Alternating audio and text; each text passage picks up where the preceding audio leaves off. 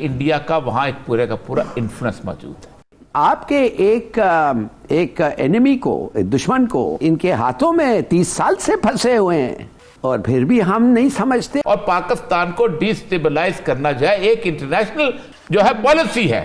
All eyes on Narendra Modi ji और rise of a new power. यहाँ पे एक शायद जो G20 के जो लीडर्स हैं वो सब इस बात पे मुत्तफिक हैं, एग्री हैं कि यार अब ऐसा है कि चाइना से ये पावर किसी और को ट्रांसफर हो। थोड़ा सा आपका टेक चाहूंगा इन सारी चीजों के ऊपर। नमस्कार, जय हिंद।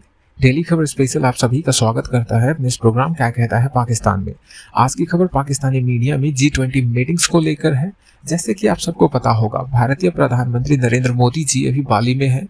उन्होंने G20 मीटिंग्स अटेंड करी है। जिस प्रकार से उनका दूसरे हेड ऑफ स्टेट्स के साथ मिलना था, जिस प्रकार से उनका प्रतिक्रिया था, भाषण था, वहाँ पे जो स्पीच उन्होंने दिया है, इन सभी चीज़ों को लेकर और भारत का जो भी अग्रेसिवनेस है पूरी टुवर्ड द वर्ल्ड और अपने लोगों के प्रति, दुनिया के दूसरे लोगों के प्रति कि हमारे क्या भाव है, हम किस प्रकार से रहना चाहते हैं, आज दुनिया उसे एक्नॉलेज कर रही है। जिसके लेकर आप साफ साफ सुन सकते हैं फखर यूसुफजई साहब को बात करते हुए कि दुनिया चाहती है भारत ही एशिया का बॉस बने, चीन ना बने। इससे पहले क्लिप में कमर चिमा साहब ने भी इसी प्रकार से कहा था कि चाइना को छोड़ के दुनिया भारत को बनाना चाहती है बॉस। तो इन्हीं सभी चीज़ G20 मीटिंग्स में क्या क्या होना है, क्या हो चुका है, प्रधानमंत्री नरेंद्र मोदी जी के पॉइंट ऑफ व्यूज क्या हो सकती है, भारत का क्या है, कुछ डिस्कशंस कर रहे हैं इसी को लेकर। और जैसे कि आपने प्रथम क्लिप में आपने सुना, पाकिस्तानी मीडिया कर्मी एक वर्ग उनका ऐसा भी है जो भारत के लिए घोर मन में अपने कहते नहीं दुश्मनी पाल रखी है उन्होंने।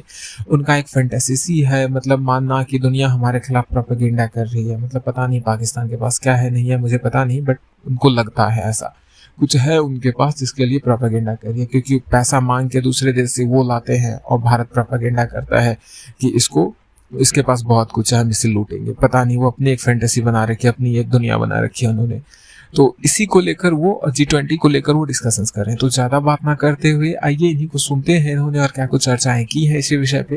अगर खबर पसंद आया और इसी प्रकार का खबर आप देखना चाहते हैं तो सब्सक्राइब कीजिए हमारे नए चैनल डेली खबर स्पेशल को और जुड़े रहिए हमसे। धन्यवाद जी। सबसे पहले फखर भाई शो पे बुलाने के लिए धन्यवाद। अच्छा लगता आपके शो पे आके। Thank you sir. तो सर देखिए, सबसे पहले हमें समझना पड़ेगा G20 है क्या। G20 कहने को तो G20 है जैन की 20, पर अगर आप यूरोपियन यूनियन को एक कंट्री के तौर शामिल किया जाता है तो करीब करीब G40 to 50 बन जाता है जी। क्योंकि यूरोपियन यूनियन में 20-30 मुल्क है अपने और 19 वैसे हो गए, तो करीब 40-50 के आसपास के मुल्क बन जाते हैं। अब फखर भाई 55% of the world GDP, 74% of international trade, 65% of the world population ये आता है G20 के अंदर। ये सबसे बड़ा इकोनॉमिक अलायंस है दुनिया में और ये ट्रेडिशनली वेस्ट डोमिनेटेड रहा है। ये हमेशा से वेस्ट डोमिनेटेड रहा है क्योंकि इसमें जो अगर आप देखेंगे अधिकतर पार्टनर जो वेस्ट के हैं, वेस्ट में भी अमेरिका यूरोपियन डोमिनेटेड रहा है, ये हमेशा G20 रहा है। अब की बार G20 में क्या चेंज आया है? G20 में पहले एक एम्बैरेसमेंट थी कि आपको यार लास्ट टाइम व्लादिमीर पुतिन आए थे, किसी ने हाथ नहीं मिलाया, किसी ने बात नहीं की, एक्सेप्ट मैक्रोन, किसी ने बात नहीं की, सब इधर उधर भाग रहे थे और वही उन्हीं के सामने रशिया की बुराइयां हो रही थी, ये हो रही थी, पुतिन इज अ बूचर, ये सब चीजें चल रही थी। अब की बार रशिया नहीं आए तो वो वाली सिचुएशन अवॉइड की गई, पहली बात। दूसरी बात, अब की बार कोई वो रशिया बैशिंग नहीं हुई, वहां पे थोड़ा बहुत क्रिटिसिज्म हुआ पर रशियन यूक्रेनी वॉर ने एजेंडा हाईजैक नहीं किया, जो सबको उम्मीद थी कि भाई सब दरकिनार हो जाएगा, रशियन यूक्रेनी वॉर वाला हाईजैक एजेंडा, फिर रशिया को गाली गलौज, पुतिन बूचर और हम बहुत अच्छे, हम बहुत शरीफ, ऐसे करके समिट खिंच जाएगा। अब की बार उस चीज को, समिट को डिरेल करने से रोका गया। समिट के जो इकोनॉमिक एजेंडाज थे उन पे बात की गई, जिसके लिए समिट था, जो भी शर्पाज ने, जैसे हमारे यहाँ से अमिताभ कांत जी थे जो नीति आयोग के CEO रह चुके, वो शर्पा थे। हर कंट्री के एक शर्पा होता है जो एजेंडा को फाइनलाइज करते हैं। एजेंडा को फाइनलाइज किया गया, सारा चीज चला एज पर एजेंडा, कोई चीज एजेंडा से हटी नहीं, कोई चीज घटी नहीं और रशिया बैशिंग नहीं हुई, रशिया का क्रिटिसिज्म नहीं हुआ और एजेंडा हाईजैक नहीं हुआ। इसी दौरान वो पोलैंड वाला मिसाइलों वाली समस्या भी आ गई, उसको भी मैनेज किया गया।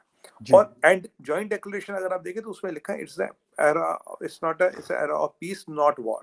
तो एक भारत की स्टैम्प पूरी दिखती है। अब कहते हैं कि अब दुनिया इस चीज को जिसे कहते हैं ना, जब ब्रांड लिया गया है, ये CNN कह रहा है, ये CNN कह रहा है, ना आप कह रहे हैं ना मैं कह रहा हूं, ये सुमित पीर साहब कह रहे हैं ना फखर यूसुफजई कह रहे हैं, बिल्कुल ये कह रहे हैं कि भाई ये इसको जिसे कहते हैं ना कलेक्टिवली जो G20 के लीडर्स थे उन सब ने इस बात को उठाया, इसको जिसे कहते हैं ना टैग लाइन बनाया। बिल्कुल जी बिल्कुल। और फखर भाई देखिए थे कौन कौन वहां पे। अमेरिकनों का इंटरेस्ट था कि रशिया वैशिंग हो, रशियन आते तो कन्फ्रंट्रेशन होता, वहां हुआ नहीं। अच्छा, लोग उम्मीद करते कि मोदी जी और शायद शी जिनपिंग की थोड़ी कन्फ्रंट्रेशन वो भी नहीं हुई, बस एक सेकंड के लिए वो हाथ मिला और निकल लिया।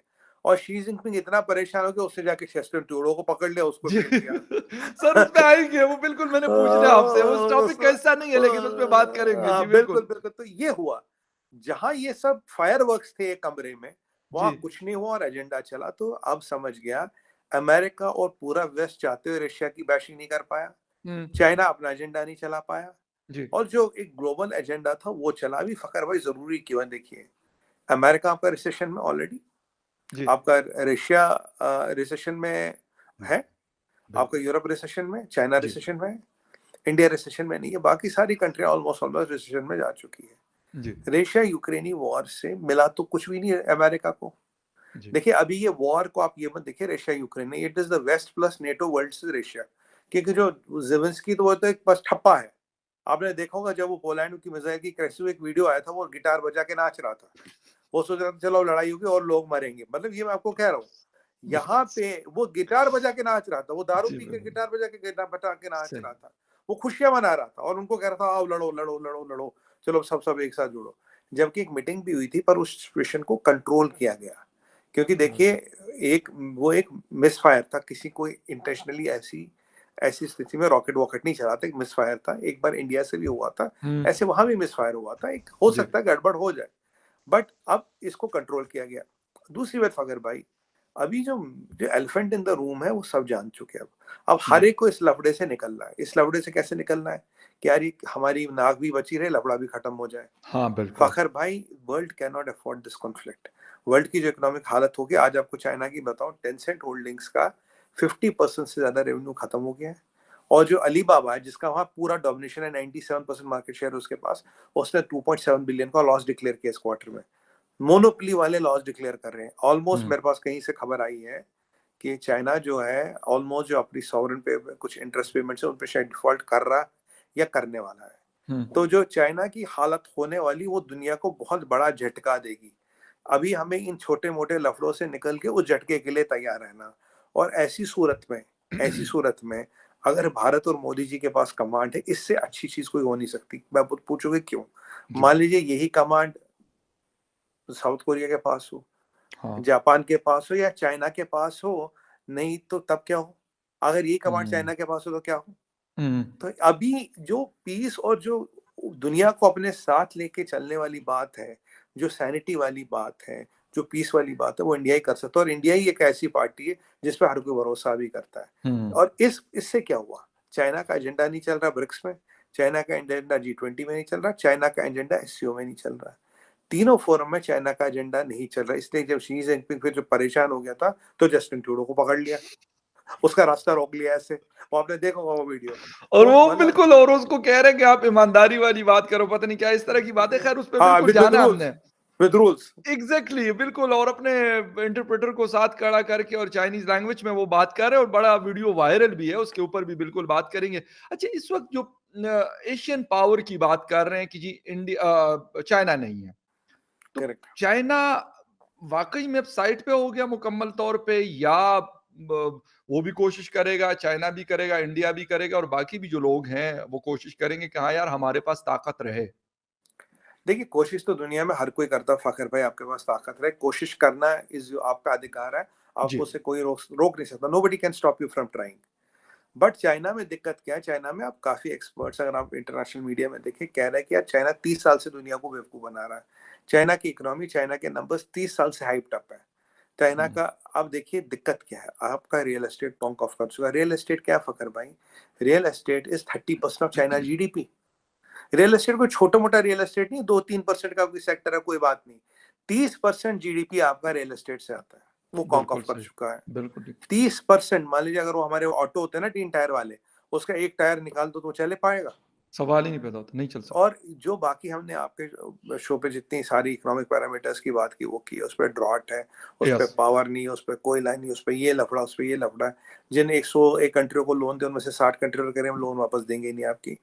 चाइना क्या डिफॉल्ट का टाइम बहुत दूर नहीं, मैं आपके शो पे डिक्लेयर करूँ, it's not very far of. China बहुत जल्दी डिफॉल्ट भी करेगा, क्योंकि चाइना के पास कुछ बचा है नहीं। जो लोग को बंद किया जीरो कोविड के चक्कर में ताकि विद्रोह न हो, सड़कों पे खून खराबा न हो, इसलिए उन्होंने बंद कर रखा, जी के अगेंस्ट प्रोटेस्ट न हो। कहानी ये है कि चाइना को दरकिरार करने वाला आपका मीडिया, हमारा मीडिया नहीं, आप और हम नहीं है, जो आपने सही कहा था, खुद CNN है। CNN आज चाइना को दरकिनार कर रहा है, राइट ऑफ कर रहा है। और यही आप देखिए, नेशनल स्ट्रेटजी डॉक्यूमेंट में क्या बोला था, there is a power in Asia which China is by Russia is constantly losing its वर्चस्व, और एक पावर है जो तेजी से उभर के आ रही, तब भी इशारा इंडिया की तरफ था। वो जगह इंडिया ले रहा, तब भी इशारा इंडिया की तरफ था। और आज तो बिल्कुल क्लियर ही बोल दिया, इट्स नॉट चाइना। अब एक स्टेप आगे की बात होगी, इट्स नॉट चाइना, बिल्कुल तो बचा ही नहीं और कोई। अगर